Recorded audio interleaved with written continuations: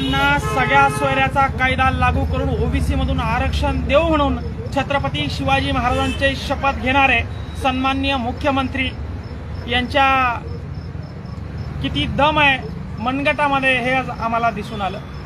या ठिकाणी आज ते आले 2 वाजता, रात्री 1 वाजता गाडी अडवून आम्हाला या ठिकाणी ताब्यात घेण्यात आलं। ताब्यात घ्यायला आम्ही घाबरत नाही, आम्ही तर तुमच्या ताफ्यासमोर येणार होतो। तुमच्याकडे बंदूक आहे, त्यात गोळ्या आहेत, तुमच्याकडे ताफा आहे, संरक्षण आहे, तरी सुद्धा एका साध्या सरपंचाला तुम्हाला डिटेन करावं लागतं, ही लाजिरवाणी गोष्ट आहे। आणि सर्वात महत्वाची म्हणजे जे लबाड लांडगे मागच्या महिनाभरापासून मनोज जरांगे पाटील यांच्यासोबत फिरत होते, आज तेच लांडगे त्या ठिकाणी मुख्यमंत्र्यांचा सत्कार करण्यासाठी हजर होते।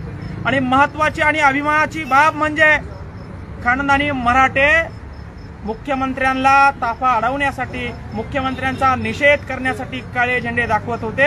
हे खरे मराठे आहेत, मराठे मावळे आहेत, हेच या ठिकाणी सांगतो। आणि तुम्ही किती आम्हाला ताब्यात घेतलं, तुम्ही किती आम्हाला अडवलं, सरळ मार्गाने आंदोलन उपोषण करून जर का आरक्षण देत नसेल तर मनोज दादाने आदेश दिला तर जिथे असाल तिथं येऊन तुमचा ताफा अडवून या ठिकाणी तुमचा निषेध करण्याची ताकद आमच्यात आहे।